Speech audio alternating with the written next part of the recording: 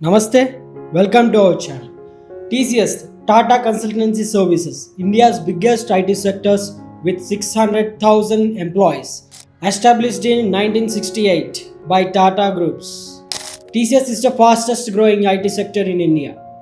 అలాగే టీసీఎస్ యొక్క yearly revenue చూసుకుంటే 2,59,000 కోట్ల రూపాయలు.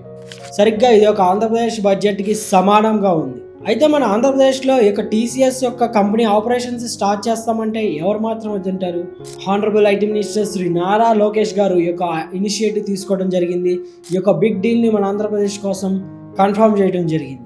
టీసీఎస్ యొక్క ఇన్వెస్ట్మెంట్ చూసుకుంటే 1370 కోట్ల ప్రాజెక్ట్ని మన ఆంధ్రాలో ఇన్వెస్ట్ చేయబోతున్నారు. ఎంప్లాయ్మెంట్ సంగతి చూసుకుంటే 12,000 మందికి ఉద్యోగాలు వచ్చే అవకాశం ఉంటుంది. అలాగే 50,000 మందికి స్వయాన ఉపాధి కలిగే అవకాశం ఉంటుంది. ఏపీ గవర్నమెంట్ యొక్క ఇన్వెస్ట్మెంట్ సంబంధించి ఒక కండిషన్ అయితే కూడా పెట్టడం జరిగింది. ప్రతి ఒక్క ఎకరాకి 500 జాబులు ఖచ్చితంగా ఇవ్వాలని వాళ్ళు అడగడం జరిగింది. అది కూడా కన్ఫర్మ్ చేయడం జరిగింది. అయితే టీసీఎస్కి విశాఖపట్నంలో గవర్నమెంట్ ల్యాండ్ని అలౌ చేయడం జరిగింది విత్ 99 ఇయర్స్ లీజ్, అలాగే నామినల్ రేట్ ఆఫ్ 99 పైసా. ఏదైతే ఒక decision land mark achievement under state government for proactive drive అనే చెప్పాలి. సో ప్రెసెంట్ ఉన్న జాబ్ మార్కెట్ చూసుకుంటే జాబ్స్ రావడం చాలా కష్టం, కానీ కంపెనీసే లేకపోవడం అంటే మనందరికీ నష్టమే. 12,000 జాబ్స్ అంటే it's not a normal thing, right? Every year చూసుకుంటే 2 lakhs engineering graduates passing out అవుతున్నారు. నేను చెప్పింది కేవలం ఇంజనీరింగ్ సంబంధించి, కానీ డిగ్రీ అలాగే పీజీ కూడా కలుపుకుంటే నెంబర్స్ విల్ డెఫినెట్లీ షాకర్స్. వీళ్ళందరికీ జాబ్స్ రావాలంటే ఖచ్చితంగా ఆంధ్రప్రదేశ్లోకి ఒక కంపెనీస్ అనేవి రావాలి, ఉండాలి, ఆపరేషన్స్ స్టార్ట్ చేయాలి. అయితే ప్రజెంట్ ఉన్న గవర్నమెంట్ ఈ యొక్క పర్స్పెక్టివ్లో వెళ్తుందని ఖచ్చితంగా మనం భావించవచ్చు. ప్రజెంట్ ఉన్న అపోజిషన్ పార్టీ యొక్క ఒపీనియన్ చూసుకుంటే కూడా 99 పైసాకి మీరు ల్యాండ్ లీజ్కి ఇవ్వడం వల్ల ఉపయోగం ఏముంది, నష్టం జరుగుతుందని చెప్తున్నారు. అలాగే ఇది ఒక ప్రోపగాండా లాగా వాళ్ళు సోషల్ మీడియాలో రన్ చేయడం అయితే జరుగుతుంది. అయితే టీసీఎస్ 21 acres ఆఫ్ ల్యాండ్ని కొనలేని పరిస్థితిలో ఉందంటారా? అంటే ఆ సిచ్యువేషన్లో ఉందని మీరు అంటారా? ఏదైతే ల్యాండ్ గవర్నమెంట్ టీసీఎస్కి అలాట్ చేసిన ఏదైతే ల్యాండ్ ఉంటుందో ఆ ల్యాండ్ ప్రెసెంట్ ఉన్న వాల్యూ చూసుకుంటే 40 crore అరౌండ్ అలా ఉంటుంది.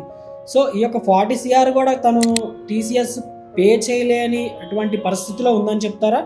మరి ఎందుకు 99 పైసాకి మీరు ఇచ్చారు అని మీరు అడగొచ్చు.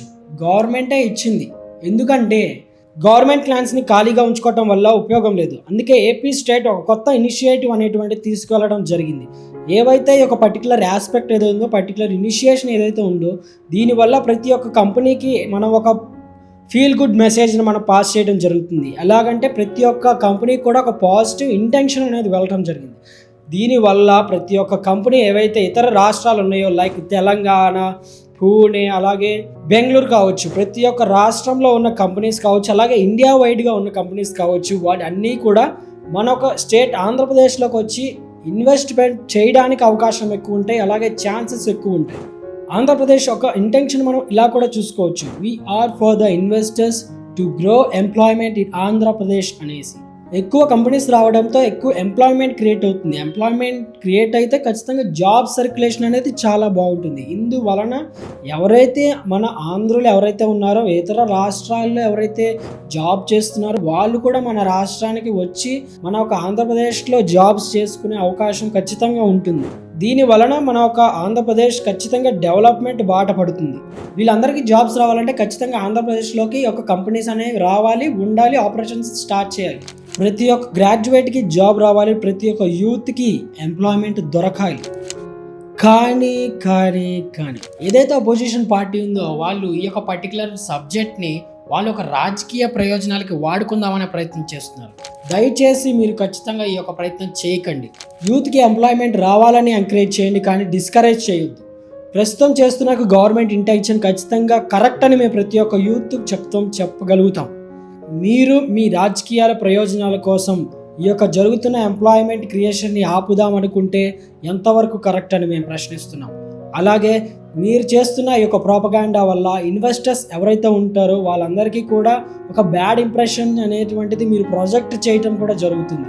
దయచేసి మీ యొక్క రాజకీయాల కోసం మా ఒక యువత భవిష్యత్తుని ఆడుకునే ప్రయత్నం చేయకండి. రాష్ట్రంలో జరుగుతున్న అభివృద్ధికి, డెవలప్మెంట్కి అడ్డు రాకండి. అవసరమైతే ఎంకరేజ్ చేయండి, కానీ డిస్కరేజ్ చేయొద్దని మేము కోరుకుంటున్నాం. అయితే ఇప్పటికీ మన ఆంధ్రప్రదేశ్లో వచ్చిన ఇన్వెస్ట్మెంట్స్ మనం చూసుకుంటే FY ఇయర్ అంటే ఫైనాన్షియల్ ఇయర్ 2025లో చూసుకుంటే 3,40,000 కోట్ల ఇన్వెస్ట్మెంట్స్ వచ్చాయి. ఇది నేను చెప్పట్లేదు, India tech and infra official page నుంచి ఈ యొక్క ఇన్వెస్ట్మెంట్స్ అనేటువంటి మన ఆంధ్రప్రదేశే నెంబర్ 1 పొజిషన్లో ఉందని వాళ్ళు చెప్పడం జరిగింది. అలాగే మనం చూసుకుంటే కూడా డిఎస్సి నోటిఫికేషన్ కూడా ఆంధ్రప్రదేశ్ స్టేట్ రిలీజ్ చేయడం జరిగింది. సో ప్రతి ఒక్కటి మనం చూసుకుంటే ప్రజెంట్ ఉన్న గవర్నమెంట్ ఏదైతే ఉందో వాళ్ళ యొక్క ఇంటెన్షన్ మనకు అర్థమవుతుంది. ఇన్వెస్ట్మెంట్స్కి ఖచ్చితంగా వెనకాడట్లేదని చెప్పొచ్చు. జరుగుతున్న డెవలప్మెంట్ని, జరగబోయే డెవలప్మెంట్ని ప్రోత్సహిద్దాం, మన ఏపీని ఒక మంచి స్థాయిలో చూసుకుందాం. జరుగుతున్న అభివృద్ధిని కాపాడుకుందాం, జరగబోయే అభివృద్ధిని సపోర్ట్ చేద్దాం. మన ఆంధ్రప్రదేశ్ ఇండియాలో నెంబర్ 1 స్టేట్గా అవ్వాలని కోరుకుందాం. యాజ్ అన్ ఇండివిజువల్గా ఈ యొక్క వీడియో చేయడం జరిగింది. Thank you so much for watching.